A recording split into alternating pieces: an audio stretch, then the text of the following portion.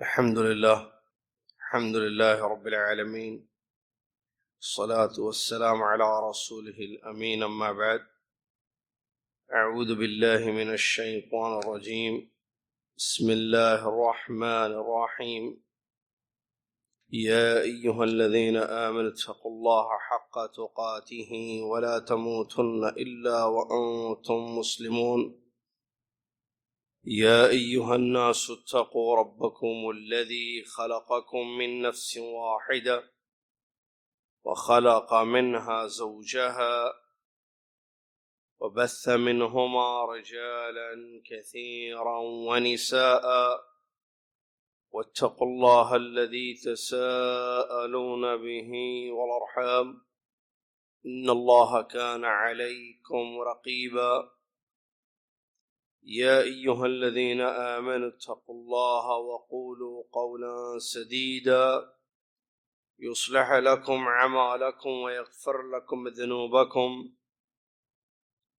ومن يطع الله ورسوله فقد فاز فوزا عظيما. قال الله تبارك وتعالى: إن الذين قالوا ربنا الله ثم استقاموا تتنزل عليهم الملائكة ألا تخافوا ولا تحزنوا وأبشروا بالجنة التي كنتم توعدون. تمام تعریف، ہر قسم کی بڑائی اور کبریائی اللہ رب العالمین، خالق مالک الہ العالمین کے لیے ہے، جس نے انسانوں کی ہدایت کے لیے آسمان سے اپنے کلام مجید کا نزول فرمایا، جو ہدایت والی کتاب ہے، اور اس کو سمجھانے کے لیے محمد الرسول اللہ صلی اللہ علیہ وسلم کی بعثت فرمائی، جن کی حدیثیں قرآن کی تفسیر ہیں۔ سبحان اللہ ما عظم شانہ، سبحان اللہ وبحمدہ، سبحان اللہ العظیم۔ صلاۃ و سلام ہو اس کے بعد اللہ کے آخری نبی امام الانبیاء محمد الرسول اللہ صلی اللہ علیہ وسلم کی ذات گرامی پر، جنہوں نے ہم تک اللہ کا دین پہنچایا اور جنہوں نے آیتوں کی تفسیر بیان فرمائی۔ اللہم صلی علی محمد وعلی آل محمد كما صليت على إبراهيم وعلى آل إبراهيم إنك حميد مجيد.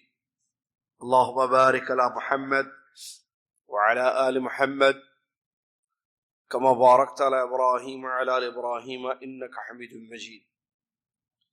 اس حمد و صلات کے بعد آج 11 شوال 1440 ہجری مطابق 14 جون 2019 عیسوی مسجد عزیزیہ میں آپ کی خدمت میں قرآن کا درس پیش ہے۔ جیسا کہ معلوم ہے، رمضان کے بعد شوال کا مہینہ یہ چل رہا ہے، اسی مناسبت سے ایک آیت کی تفسیر آپ کی خدمت میں پیش کریں گے۔ اللہ تبارک و تعالی جس کی عبادت ہر حال ہم پر واجب ہے، اللہ تعالیٰ نے یہ بات بیان فرمائی ہے اس آیت میں، جس آیت کو میں نے پڑھا، ان الذین قالوا ربنا اللہ، یقیناً جو لوگ یہ کہتے ہیں، جن لوگوں نے کہا ہمارا رب اللہ ہے، ثم استقاموا، پھر اس پر جم گئے، تتنزل علیہم الملائکہ، فرشتے نازل ہوتے رہتے ہیں، اللہ تخافوا، اس خوشخبری کو لے کر، اس بات کو لے کر کہ تم نہ ڈرو، ولا تحزنوا، اور نہ غم کرو، وابشروا بالجنة التي كنتم توعدون، اس جنت کی خوشخبری تمہیں ہو جس کا تم سے وعدہ کیا جاتا تھا۔ اس آیت میں استقامت کی فضیلت بیان کی گئی ہے۔ استقامت کا مطلب ہے کہ انسان دین پر قائم رہے، دین پر جم جائے، ہمیشہ اللہ کی عبادت کرتا رہے، رمضان ہو یا شوال ہو، گرمی ہو یا سردی ہو، صحت ہو یا بیماری ہو، حالات کیسے بھی کیوں نہ ہو، خوشحالی ہو یا بدحالی ہو، ہمیشہ اللہ کی عبادت کرتے رہنا، احکام پر عمل ہو، اطاعتیں ہوں، اور معاصی نافرمانیوں سے بچنا، یہ استقامت کہلاتا ہے، اور یہی مطلوب ہے۔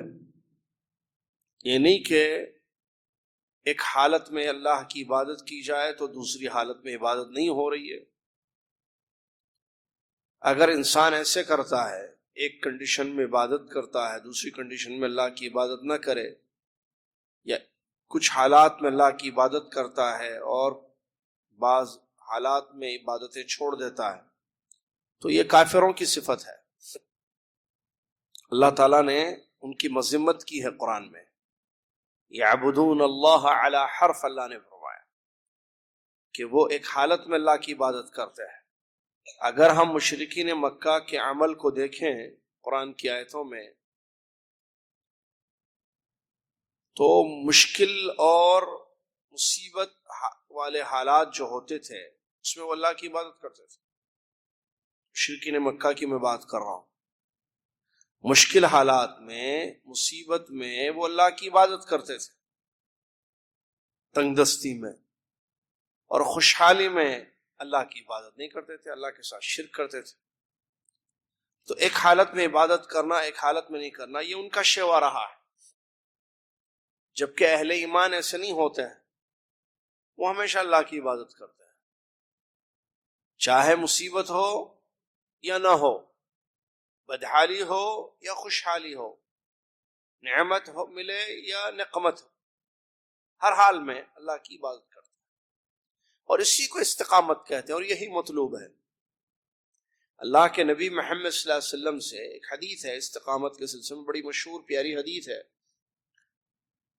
ایک آدمی نے نبی علیہ الصلوۃ والسلام سے سوال کیا کہ آپ اسلام کے بارے میں مجھے ایک ایسی بات بتا دیجئے کہ اس کے بعد مجھے کسی سے کچھ بھی پوچھنے کی حاجت نہ ہو، ایک ایسی بات جامع آپ مجھے بتا دیجئے۔ تو اللہ کے نبی صلی اللہ علیہ وسلم نے ارشاد فرمایا، قل آمنت باللہ ثم استقم، کہ تم یہ کہو کہ میں اللہ پر ایمان لایا اور پھر اس پر جم جاؤ۔ مطلب ایمان کا اقرار ہو اور اس کے بعد استقامت ہو۔ تم ایمان کا اقرار کرو کہ تم ایمان لائے ہو، یہ کہو کہ میں اللہ پر ایمان لایا، اب پوری زندگی اسی پر جمے رہنا۔ کیا مطلب جمے رہنا؟ اب اللہ جو چاہے وہ کرو، جو اس کو پسند ہو وہ کرو، اس کا حکم ہے تو فوراً عمل کرو، اس کے محرمات آئے یعنی منع کردہ چیزیں اس نے روکا ہے تو رک جاؤ، حکم دیا ہے تو عمل کر لو۔ وہ جو چاہتا ہے دیکھنا دکھاؤ، سننا سناؤ، جن جگہوں کو پسند کرتا ہے تمہارے لیے وہاں جاؤ، جن کاموں کو وہ پسند کرتا ہے وہ کام کرو، یہی استقامت، اور اسی میں کامیابی ہے، اور یہی مومن کا شیوا ہوتا ہے۔ آمنت باللہ ثم استقم، ایمان پھر استقامت۔ اور استقامت جو ہے اصل دل کی استقامت ہے۔ اگر دل مستقیم ہو، مستقیم یعنی سیدھا جمے رہنا دین پر، اگر دل مستقیم ہو جائے تو پھر انسان کی زندگی میں استقامت آ جائے گی، کیونکہ دل major part of the body ہے، عضو اساسی ہے جسم کا، کہ اس کے ٹھیک ہونے سے سارا جسم ٹھیک رہتا ہے، اس کے بگڑنے سے سارا جسم بگڑ جاتا ہے. اسی لیے دیکھیے آپ، اچھا یہ کیوں؟ کیونکہ دل بدلتا رہتا ہے. نبی علیہ الصلوۃ والسلام نے فرمایا الا ان فی الجسد مضغہ اذا صلحت صلح الجسد كله واذا فسدت فسد الجسد كله. یہ اس کی دلیل ہے کہ سن لو، اس جسم میں ایک ٹکڑا ہے، اگر وہ صحیح رہے تو سارا جسم صحیح رہتا ہے، اور اگر وہ بگڑ جائے، خراب ہو جائے تو سارا جسم خراب ہو جاتا ہے، اور وہ دل ہے. تو یہ اس کی دلیل ہوئی. اب دل کی استقامت یہ اصل چیز ہے جو میں نے بتایا کہ اس سے زندگی میں استقامت پیدا ہو. اسی لیے آپ دیکھیے اللہ کے نبی صلی اللہ علیہ وسلم اکثر دعا فرماتے تھے. کیا دعا؟ یا مقلب القلوب ثبت علی دینک، ثبت قلبی علی دینک. اے دل کو پھیرنے والے. کون ہے دلوں کو پھیرنے والا؟ اللہ تعالی. ثبت قلبی علی دینک، میرے دل کو تو اپنے دین پر ثابت کر دے. یہی استقامت. اللہ کے نبی محمد صلی اللہ علیہ وسلم سے، اللہ کے نبی محمد صلی اللہ علیہ وسلم اللہ سے دعا کر رہے ہیں دل کی استقامت کے لیے، دل کی ثابت قدمی کے لیے اللہ سے دعا کر رہے ہیں. اور یہ مشہور دعا ہے جو معلوم ہے، کیونکہ دل بدلتا رہتا ہے انسان کا، اور عربی میں دل کو قلب کہتے ہیں، اور قلب کا معنی ہے پلٹنا. جس سے کہ اللہ نے فرمایا یقلب اللہ اللیل والنہار، اللہ رات اور دن کو پلٹتا ہے، پھیرتا ہے. تو دل پلٹتے رہتا ہے. ایسا نہیں کہ ایک مرتبہ انسان ایمان لا لے تو پھر اس کا دل ایک ہی جگہ جمع رہے گا، نہیں. حالات آتے رہتے ہیں دل پر. زندگی میں ایسے سے واقعات ہوتے ہیں کہ دل پلٹتا رہتا ہے، کبھی ادھر کبھی ادھر. تو اس کو جما کے رکھنا، ثابت قدمی، استقامت ضروری ہے. اسی لیے نبی صلی اللہ علیہ وسلم نے دعا کی اے دل کو پھیرنے والے. آپ دیکھیے دل پھیرتے، دل پلٹنے کی بہت ساری مثالیں ہیں. آدمی جو ہے ایمان والا ہوتا ہے، یا آدمی کفر میں ہوتا ہے تو ایمان والا بن جاتا ہے، دل پلٹ گیا اس کا. شرک تھا، توبہ کر کے توحید پر آتا ہے. نافرمانی زندگی میں تھی، توبہ کر کے اطاعت والی زندگی گزارتا ہے. بدل رہا ہے نا، دل پلٹتا رہتا ہے. اسی لیے اللہ کے نبی صلی اللہ علیہ وسلم نے اللہ سے دعا کی اے دلوں کو پھیرنے والے، میرے دل کو تیرے دین پر ثابت کر دے. کیونکہ جب ثابت قدمی رہے گی تو پھر کامیابی ہوگی، اور جب دل ثابت رہے گا تو آدائے، تو پہلی حدیث میں نے بتائی کہ جسم میں ایک ٹکڑا ہے وہ صحیح تو سارا جسم صحیح، اور وہ دل ہے، نبی صلی اللہ علیہ وسلم نے فرمایا. تو جب دل ثابت رہے گا، ٹکا رہے گا، استقامت ہوگی، تو آدائے جسمانی میں استقامت ہوگی. کیونکہ کان، آنکھ، زبان، شرمگاہ، ہاتھ، پیر تابع ہیں دل کے، فالو کرتے ہیں دل کو. جو دل کا ہے وہ انسان کرتا ہے. دیکھنا، چلنا، پھرنا، کھانا، بات کرنا، سننا، یہ جو اعضاء کے کام ہے نا، یہ سب تابع ہیں، انڈر میں رہتے ہیں دل کے. تو اگر دل صحیح تو سارے اعضاء صحیح. دل میں اللہ کی محبت، اللہ سے تعلق، اللہ کا ڈر ہے تو سارے اعضاء پھر پابند ہو جاتے ہیں. جہاں اللہ کا ڈر ختم ہو جائے دل سے، اللہ کی محبت، اللہ کا ادب، ٹھیک ہے، اللہ سے تعلق دل کا ختم ہو جائے اور آزاد ہو جائے دل، انسان کسی اور سے لگا لے دل، دنیا سے، کرسی سے، کسی عورت سے، یا مال سے، دنیا، مال، تو پھر آدھا بھی دل کے تابع ہوتے ہیں، پھر وہی چیز کرنے لگتے ہیں جو دل ان کو کہتا ہے. اسی لیے نبی صلی اللہ علیہ وسلم نے دل کی ثابت قدمی اللہ سے مانگی، اور یہی استقامت اصل. یہ ہو جائے تو پھر زندگی میں استقامت آ جائے. اور استقامت کی مثالیں اگر ہم کو دیکھنی ہے تو سیرت میں بے شمار مثالیں ہیں. ہمارے نبی محمد صلی اللہ علیہ وسلم کی استقامت دیکھیے آپ، صحابہ رضی اللہ عنہم اجمعین کی استقامت دیکھیے. نبی صلی اللہ علیہ وسلم ایمان لائے، وحی آتی تھی. زندگی میں حالات کیسے آئے ہمارے نبی صلی اللہ علیہ وسلم؟ مشکل، پریشانیاں، مصیبتیں آئیں، لیکن کبھی آپ دین سے ہٹے نہیں، اللہ کی اطاعت آپ نے نہیں چھوڑی. حالات مختلف آئے، آپ کے خلاف سازشیں ہوئیں، آپ کو دھمکایا گیا، آپ کو ڈرایا گیا، آپ کو روکنے کی کوشش کی گئی، آپ کو قتل کرنے کی کوشش کی گئی. آپ دیکھیے، سیرت کو دیکھیے آپ نبی صلی اللہ علیہ وسلم کے حالات کو، لیکن استقامت آپ کی زندگی میں رہی. پہاڑ کے جیسے، بلکہ اس سے بھی زیادہ مضبوط ایمان تھا جو ٹکا رہا، جمع رہا، دشمن کچھ نہیں کر پائے. یہ ہے استقامت.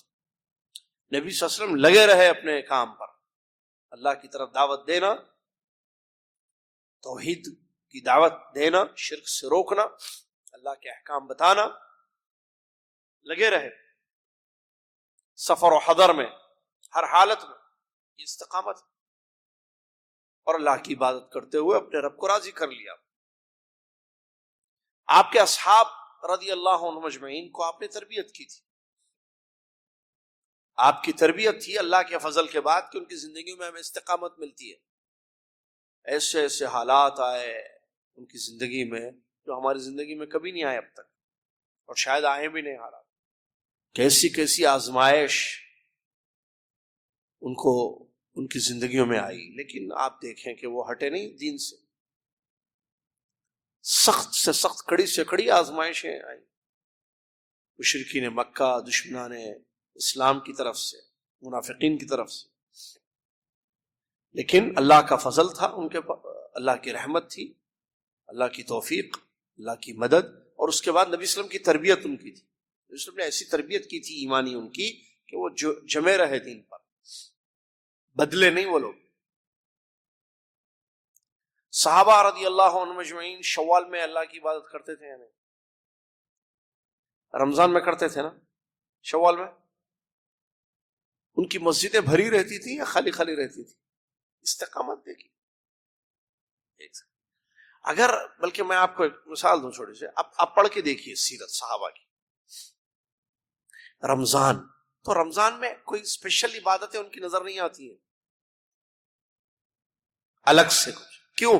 ہمیشہ کرتے تھے عبادت. ایسا نہیں ہے کہ جیسے رمضان آ جاتا تھا تو ابو بکر صدیق رضی اللہ عنہ بہت زیادہ اللہ کی عبادت کرتے تھے، صدقہ خیرات کرتے تھے بہت زیادہ. کب؟ رمضان میں. رمضان سے پہلے بھی کرتے تھے. مصطح بن اثاثہ ہیں، ان کا گھر کا خرچہ پورا اٹھاتے تھے ابو بکر صدیق رضی اللہ عنہ، مصطح.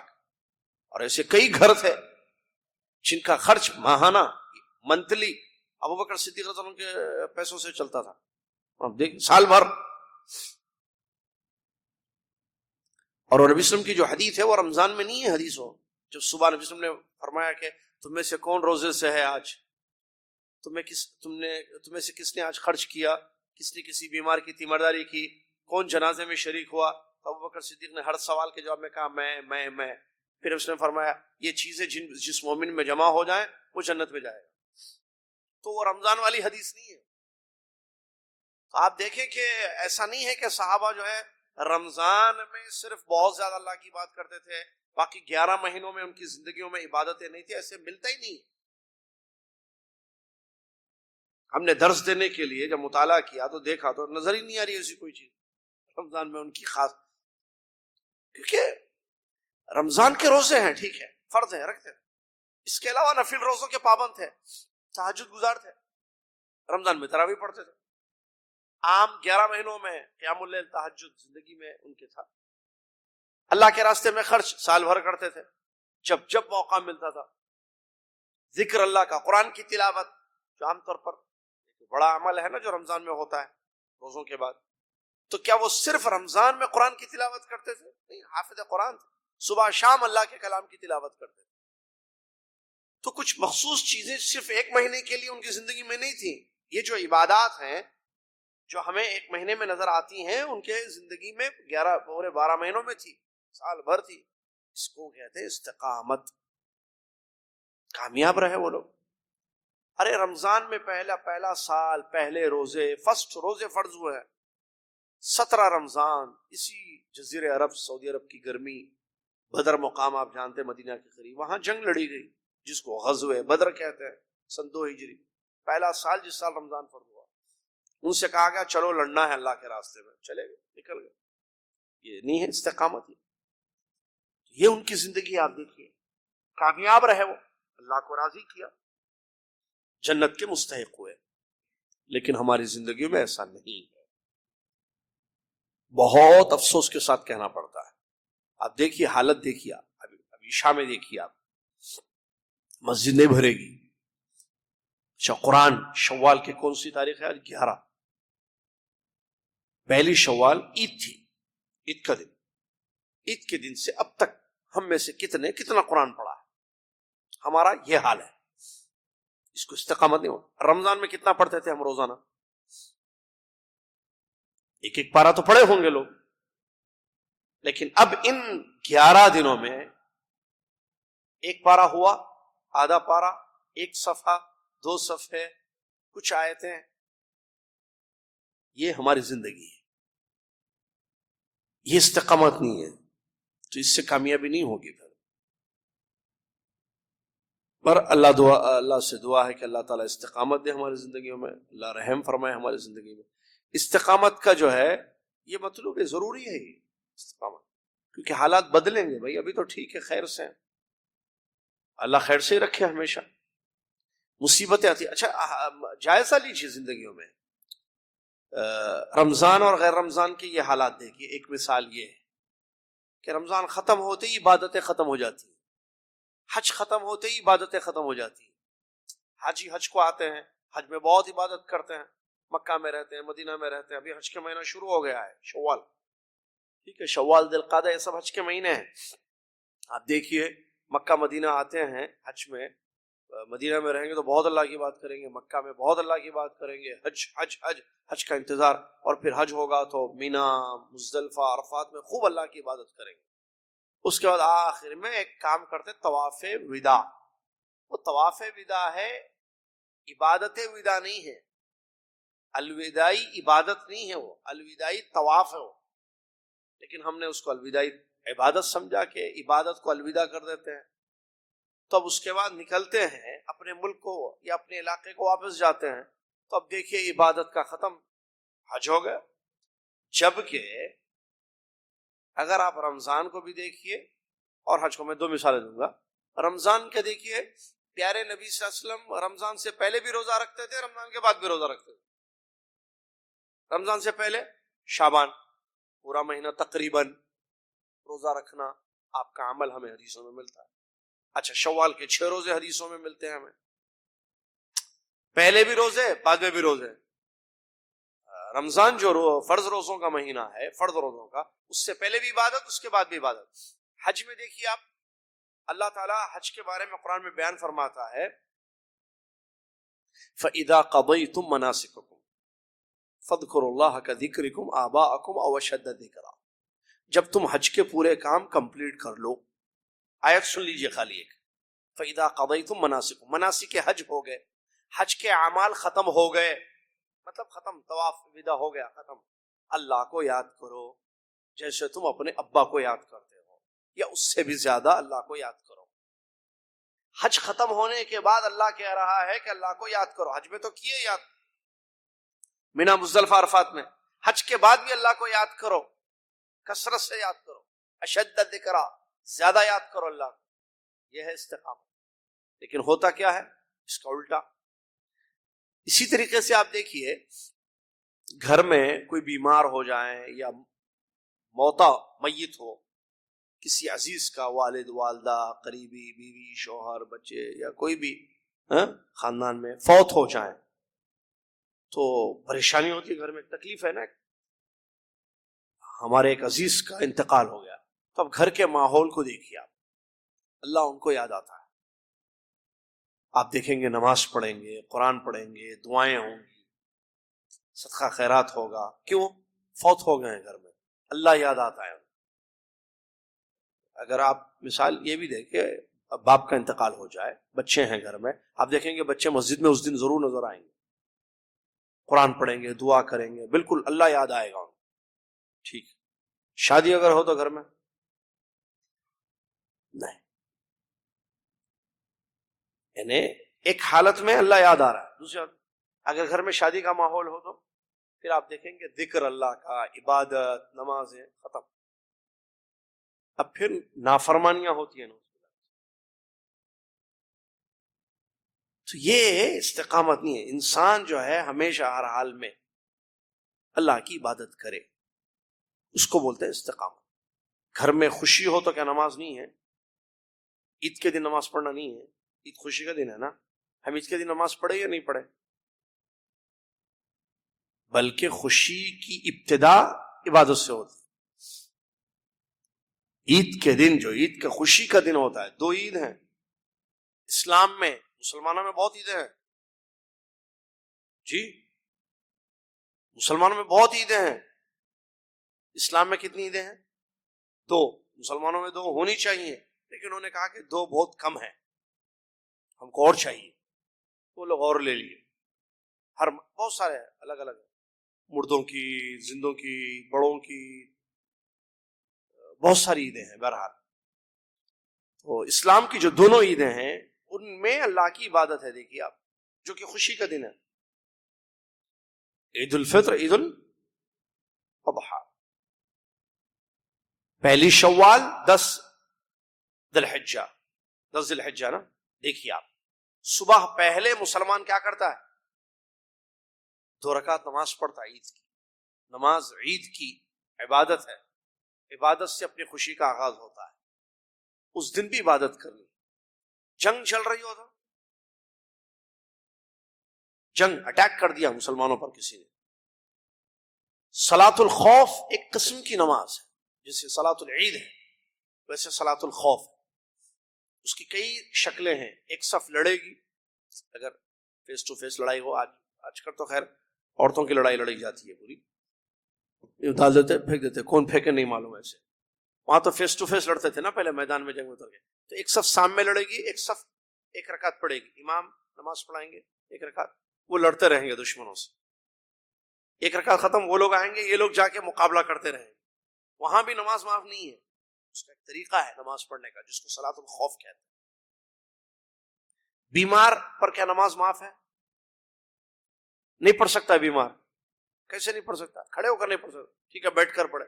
بیٹھ کر بھی نہیں پڑھ سکتا ہے، لیٹ کر پڑھے. وضو نہیں کر سکتا ہے، تیمم کر لے. 2 نمازیں ایک ساتھ پڑھ لیں. سخت بارش ہو رہی ہے، میں بتا رہا ہوں استقامت زندگی میں ضروری ہے، کیونکہ اسلام نے ہر جگہ. سخت بارش ہو رہی ہے، لوگ مسجد میں نہیں آ سکتے ہیں، الصلاۃ جامعہ اعلان ہوتا ہے. سفر پر ہیں بھائی، ٹریولنگ ہے، مسئلے مسائل ہیں بھائی، ادھر سے فلائٹ پکڑنی، ادھر ہے ایئرپورٹ کو جانا ہے، ریلوے اسٹیشن جانا ہے، بس اسٹیشن جانا ہے. ٹھیک ہے، 2 نمازوں کو ایک ساتھ پڑھ لو. ظہر اثر کو ملا لو، مغرب عشاء کو ملا لو، اور ظہر کو 2 پڑھ لو، اثر کو 2 پڑھ لو، عشاء کو 2 پڑھ لو. مطلب 4 رکعت کو قصر کر کے 2 پڑھ لو. ہے یا نہیں ہے؟ یہ سب احکام ہیں. یعنی آپ ایسا نہیں کہ عبادت چھوڑ لیں گے آپ ہمیشہ. لہٰذا ہم اپنی زندگی میں اس چیز کو پیدا کریں کہ اللہ کی عبادت ہماری زندگی کا مقصد ہے. ہم کو کامیاب ہونا ہے، ہم کو جنت چاہیے، ہم کو جہنم سے آزادی چاہیے، تو پھر استقامت ضروری ہے. ہم کو جنت چاہیے تو استقامت ضروری ہے. آیت سن لیجئے، اللہ تعالیٰ فرماتا ہے ان الذین قالوا ربنا اللہ، بے شک جن لوگوں نے کہا کہ ہمارا رب اللہ ہے، ثم استقاموا، پھر اس پر جم گئے. مطلب استقامت کی زندگی. اب رب کی عبادت میں پوری زندگی گزر گئی، زندگی گزر گئی تو اس کے بعد کیا ہوگا؟ زندگی گزرنے کے بعد کیا ہوگا؟ موت. موت ہوتی ہے تو کہاں پہنچاتے ہیں ہم کو کہاں پہنچایا جائے گا؟ وہ بھولنا نہیں. ابھی ہم نہا رہے ہیں، آج جمعہ نہائے نا، کل نہلائیں گے لوگ ہمیں، اس کو بولتے ہیں میت کا غسل. ہم خود نہیں نہائیں گے، کوئی اور ہمیں نہلائے گا، بیٹا، بھائی، جو بھی ہو، پتہ نہیں کون نہلائیں گے، ہم کو نہلائیں گے لوگ. ٹھیک ہے، آج ہم جمعہ پڑھے، کل ہماری نماز پڑھی جائے گی، اس کو بولتے نماز یا صلاۃ الجنازہ. تو اس کے بعد کیا کریں گے؟ نہلائیں گے، کفن پہنائیں گے، جنازہ پڑھائیں گے ہمارا، پھر اٹھا کے لے کر کہاں جائیں گے؟ بولو بیٹے، بھولنا نہیں، اس لیے کہاں لے جائیں گے؟ آفس، ہاں چاہو بھائی آفس کا، اسکول، کالج، ہاں قبرستان، قبر میں لے جا کر دفن کر دیں گے، مٹی کھودیں گے، گڑھا ڈال دیں گے، وہاں نہ اے سی ہے، نہ پنکھا ہے، نہ روشنی ہے. تھوڑی دیر کے لیے سوچئے، بند ہو جائے سب، کرنٹ ہو رہا، وہ سب بند کر دیں، ایک جگہ اندھیرے میں رکھ دیں جہاں روشنی بھی نہ ہو اور ہوا بھی نہ پہنچے. آدمی گھبرا جاتا ہے، آدمی پریشان ہو جاتا ہے. کتنے کریشز سنتے ہیں ہم، پلین کریش. تو جب پلین جو ہے سسٹم کام کرنا بند کر دیتا ہے، لوگ پریشان ہوتے ہیں، لوگوں کی چیخیں نکلتی ہیں. کیوں؟ System fail. موت، مرن، چیخیں. وہ چیخیں صرف ریکارڈ کر، وہ بھی پتہ نہیں کیسے ریکارڈ کرے کوئی. بہرحال جو بھی ہو، حقیقت ریکارڈ ہو جائے، ریکارڈ نہیں، یہ ختم زندگی.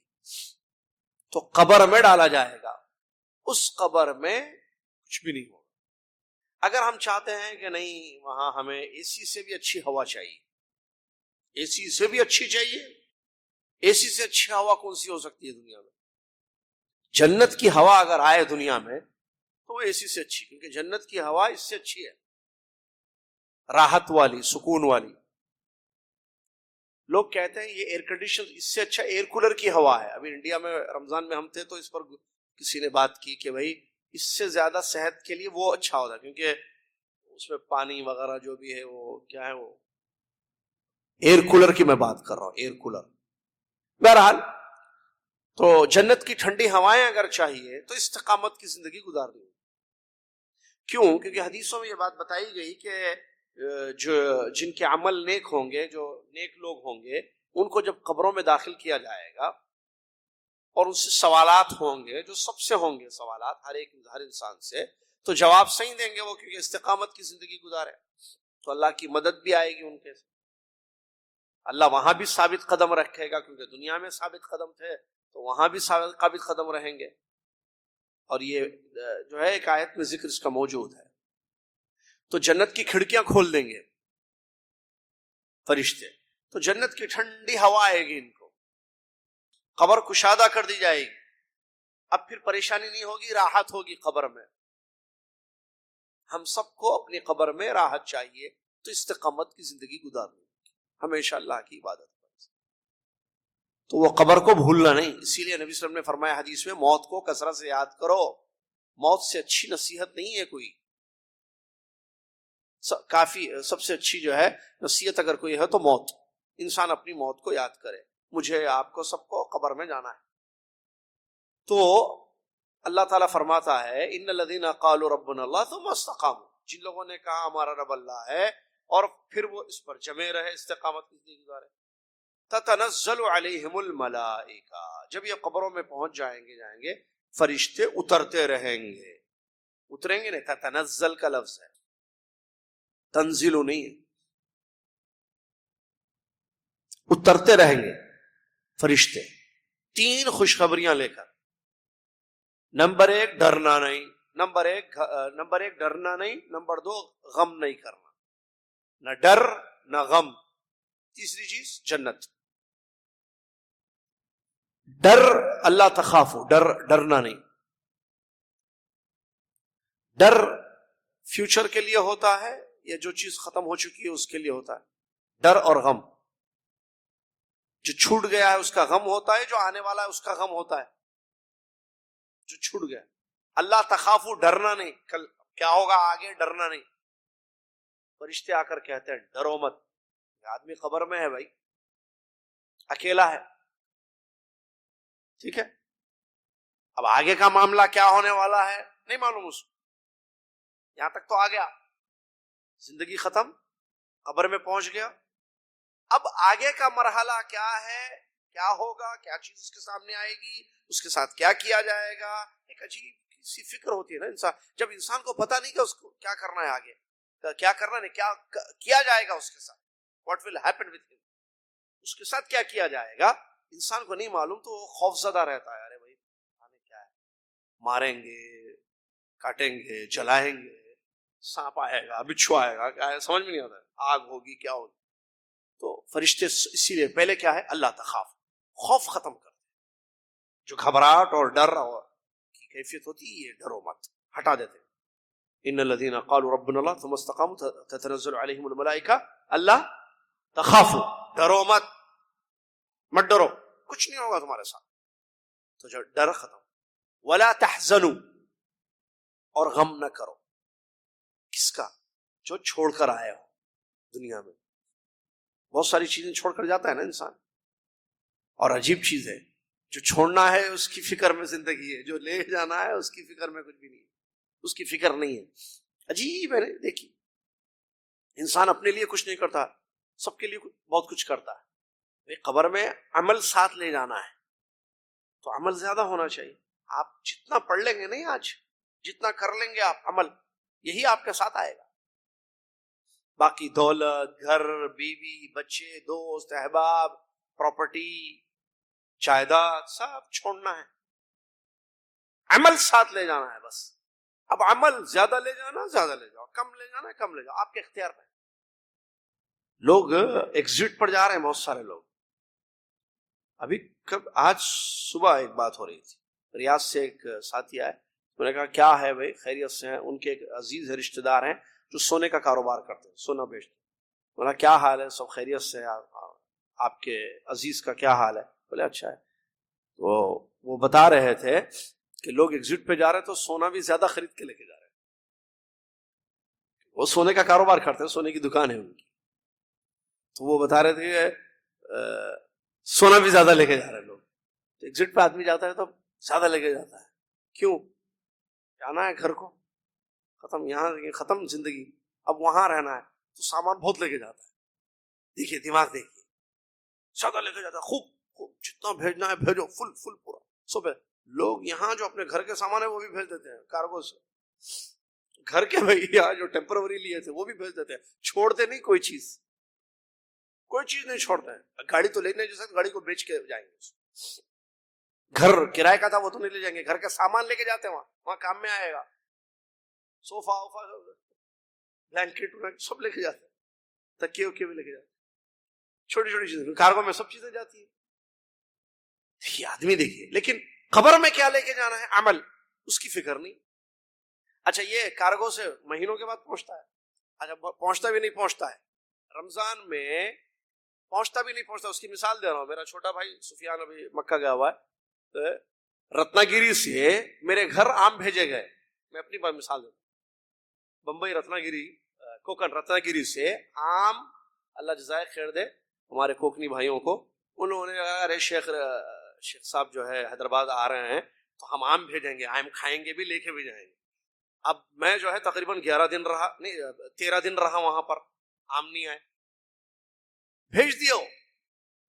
میرے حیدرآباد پہنچنے سے پہلے آم رتنا گیری سے نکل گئے، حیدرآباد نہیں پہنچے. میں آ گیا، عید ہو گئی، اب تک بھی نہیں پہنچے. بولے ایسے کیسے بھائی، ہم بھیج دیے آم. بھیجے بھائی ٹھیک ہے، اب یا تو وہ کھا لیا ہوگا یا وہ بیچ لیا ہوگا راستے میں، بس والا جو بھی.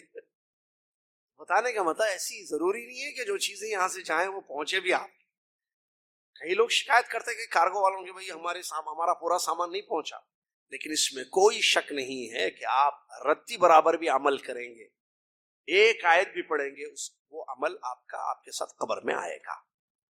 فرشتے اس کو محفوظ کر لیں گے، اس کا اجر پورا پورا آپ کو ملے گا، اس میں کوئی شک نہیں. پورا پورا عمل آپ کو، وہ آپ کا بدلہ آپ کو ملے گا. جیسا کہ اللہ نے قرآن میں کیا ہے، ایک آیت خطبے میں ہم نے سنائی نا، کل نفس ذائقۃ الموت وانما توفون اجورکم یوم القیامہ فمن زحزح عن النار وادخل الجنة فقد فاز. ہر نفس کو موت کا مزہ چکنا ہے، پھر قیامت کے دن تم کو پورا پورا بدلہ دیا جائے گا. جو کیے نا اس کا پورا بدلہ ملے گا. ایسا نہیں کہ فرشتہ ایک آیت لکھنا بھول گیا، آپ ایک روزہ تھے، وہ روزہ مس ہو گیا آپ کا، ایسا نہیں ہوگا. آپ کا روزہ، آپ کی آیت، آپ کے صدقات، آپ کے خیرات، آپ کا ہر چھوٹا نیک عمل، آپ کا ہر بڑا نیک عمل، ہر اچھا کام، خیر کا کام محفوظ ہے. آپ بھول جائیں گے لیکن فرشتہ نہیں بھولے گا لکھنا. انسان بھول جاتا ہے نا. آپ کو یاد ہے کتنے کام کیے، کتنے پیسے دیے اب تک اللہ کے راستے میں؟ خیر پیسے کم دیتے ہیں لوگ، اس سے زیادہ دینا ہے. ہو سکتا ہے راستے میں کسی کو آپ نے 1 ریال دیا ہوگا، یاد ہے آپ؟ نہیں ہے. لیکن وہ ریال آپ کا کام میں آئے گا قیامت کو. نیکیاں انسان کرتا ہے بھول جاتا ہے، فرشتے بھولتے نہیں ہیں. تو قبر میں ان الذين قالوا ربنا الله ثم استقاموا تتنزل عليهم الملائکہ الا تخافوا ولا تحزنوا. نہ غم خوف کرو آگے کیا ہوگا، نہ جو چھوڑ کر آئے ہو اس کا غم کرو، کیونکہ جو تم ساتھ لائے ہو وہ تمہارا عمل ہے، تمہاری استقامت ہے اور اس کا فائدہ ہے.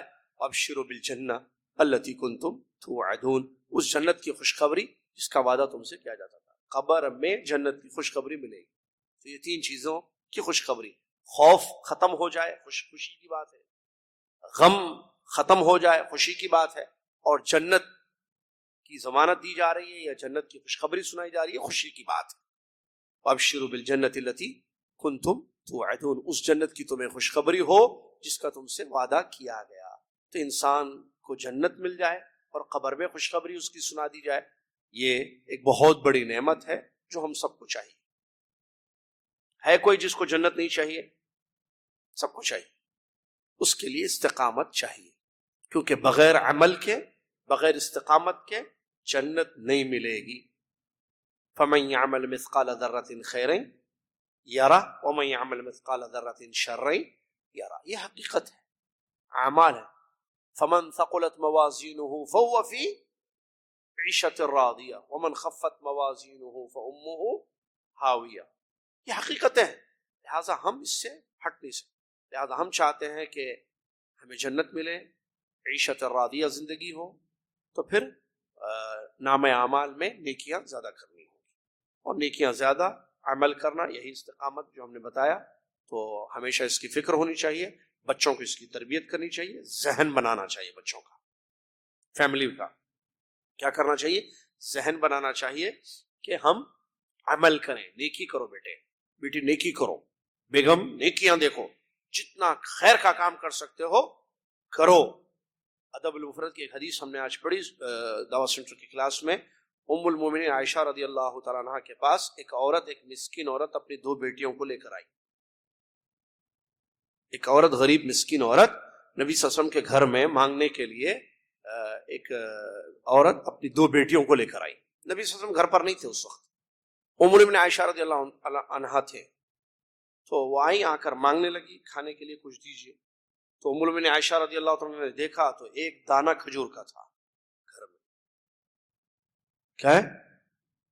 ایک دانہ کھجور کا، اردو 1 piece of date. ایک کھجور بھائی، ایک کھجوریں کتنی ہیں گھروں میں ہمارے؟ تو ام المومنین عائشہ رضی اللہ تعالیٰ نے وہی دے دیا اس کو. تو اس نے اس کے 3 حصے کیے، ایک حصہ بچی کو، دوسرا حصہ بچی کو، خود وہ کھانے لگی. بچیاں اپنا اپنا کھجور، اتنا سا ایک پیس اتنا ہی تو ہوتا ہے، اب سائز تو نہیں پتا حدیث میں نہیں ہے، لیکن ایک دانہ کھجور کا تھا، یعنی 1 پیس کھجور کا تھا. تو بچیاں بھوکی تھیں، اپنا کھا لی، اور اس کے بعد لپکی اماں کے اس ٹکڑے کی طرف. تو رحم آیا، ماں نے جو ہے وہ بھی دے دیا بچی. تو عائشہ رضی اللہ تعالیٰ عنہا نے ایک کھجور کا دانہ اللہ کے راستے میں خرچ کیا، کیونکہ ایک ہی تھا، کھجور زیادہ نہیں تھے. یہ نبی صلی اللہ علیہ وسلم کا گھر تھا، نبی صلی اللہ علیہ وسلم کا گھر تھا. ایسی زندگی گزارا ہے ام المومنین عائشہ رضی اللہ تعالیٰ. لیکن شکایت نہیں کی نبی صلی اللہ علیہ وسلم سے کہ کیا ہے، ایک ہی کھجور ہے، کھجوریں زیادہ نہیں ہیں. تھیلے ہوتے ہیں، عورتوں کی شکایتیں اپنی جگہ ہوتی ہیں، چاول کے تھیلے ہوتے ہیں، اور شکایتوں پہ شکایتیں زندگی میں ہوتی ہیں. ہارٹ ٹائٹ ہے، خرچ نہیں کر رہے، یہ زیادہ لا رہے نہیں کر رہے، نہیں نعوذ باللہ. تو بہرحال اللہ کے راستے میں خرچ انہوں نے کیا ایک دانہ کھجور کا. یہ عمل ہے ام المومنین عائشہ رضی اللہ تعالیٰ عنہ. مطلب بتانے کا یہ ہے کہ انسان عمل کرے جیسا بھی موقع ملے. انہوں نے یہ نہیں سوچا کہ یہ مانگنے آئی ہے بچیوں کو لے کر، میرے پاس تو نہیں ہے، ایک ہی ہے کھجور، زیادہ دینا. جیسے سوچ ہوتی نا زیادہ کرنا، وہ زیادہ میں زندگی نکل جاتی ہے کیونکہ زیادہ ہے ہی نہیں اور خرچ ہی نہیں کرتے. ارے جو ہے وہ کرو، ابھی دے سکتے ہو تو دے دو، اس کو کیا پتا 1 ہی ریال کی ضرورت ہے اس وقت. دینا ہو تو اچھا دینا، نہیں تو نہیں دینا. ارے اچھا کب دیں گے، اچھا ہے نہیں آپ کے پاس. سمجھ رہے نا؟ 1 کھجور کا پیس تھا، دے دیا کیونکہ وہاں جذبہ تھا عمل کا. کثرت عمل نہیں، حسن عمل دیکھا جاتا ہے. کثرت عمل نہیں، بہت زیادہ آپ نے عمل کیا یہ نہیں، اچھا عمل آپ کا ہو، تھوڑا ہو لیکن اچھا ہو. زیادہ ہے لیکن اچھا نہیں ہے تو فائدہ نہیں. تو عمل کا جذبہ میں یہ اصل بتانے کے لیے واقعہ پیش کیا. وہاں عمل کا جذبہ تھا، تربیت ایسی تھی جو کہ آج افسوس کے ساتھ ہمارے گھروں میں نہیں ہے. اس چیز کی کمی ہے. یہ چیز پیدا کرنی چاہیے کہ جذب عمل پیدا ہو، اخلاص کے ساتھ عمل کرو.